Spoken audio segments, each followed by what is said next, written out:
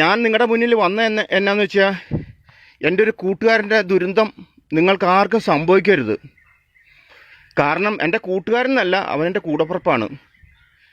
നമ്മളീ മക്കൾക്ക് വേണ്ടിയാണല്ലോ ഈ ചിലപ്പന്മാർ കഷ്ടപ്പെടണത്. കാരണം മക്കൾ നമ്മുടെ ചോരയാണല്ലോ. അപ്പോൾ ചെറുക്കൻ വീട്ടിൽ കിടന്ന് ബഹളം വെച്ചപ്പോഴത്തേക്കും അവനൊരു ബൈക്ക് വേണം, 3.5 ലക്ഷം രൂപയുടെ ബൈക്ക് വേണം.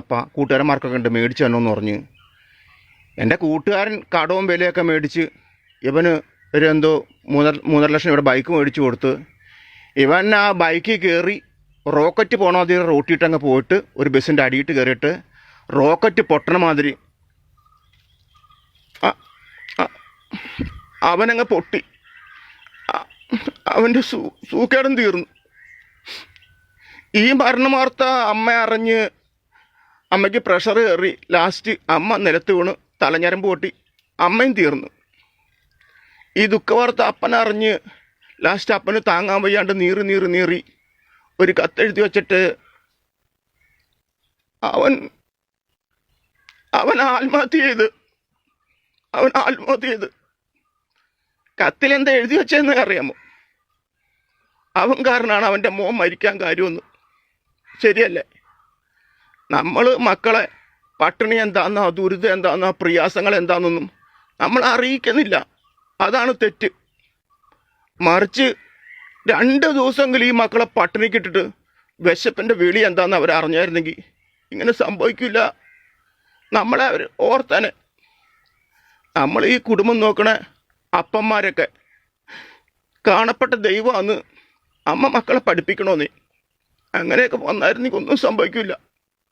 നമ്മൾ ഈ കല്യാണമൊക്കെ കഴിച്ച് കുടുംബം നോക്കാൻ വേണ്ടി നമ്മുടെ സന്തോഷങ്ങളൊക്കെ നമ്മൾ മാറ്റിവെച്ച് നമ്മുടെ ദുഃഖങ്ങളൊക്കെ നമ്മൾ മറച്ചു വെച്ച് ഇവർക്ക് വണ്ടിക്കാളനെ കൂട്ട് പണിയെടുത്ത് കൊടുക്കണേ. നമ്മളിങ്ങനെ തെറ്റാന്നേ, നമ്മളിങ്ങനെ തെറ്റാ.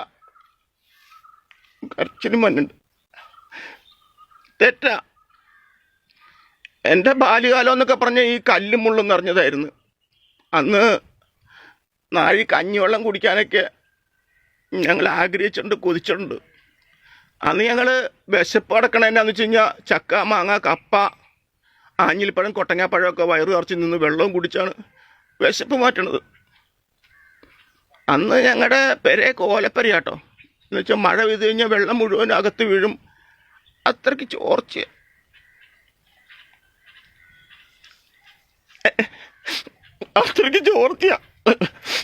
നിങ്ങൾക്ക് അതറിയില്ല.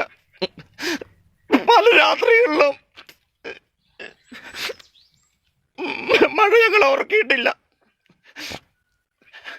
ഞങ്ങളുടെ ദുരിതങ്ങളും ദുഃഖങ്ങളൊന്നും നിങ്ങൾക്ക് വരണ്ടാന്ന് വിചാരിച്ചാണ് ഞങ്ങൾ നിങ്ങൾക്ക് വേണ്ടി കഷ്ടപ്പെട്ടത്.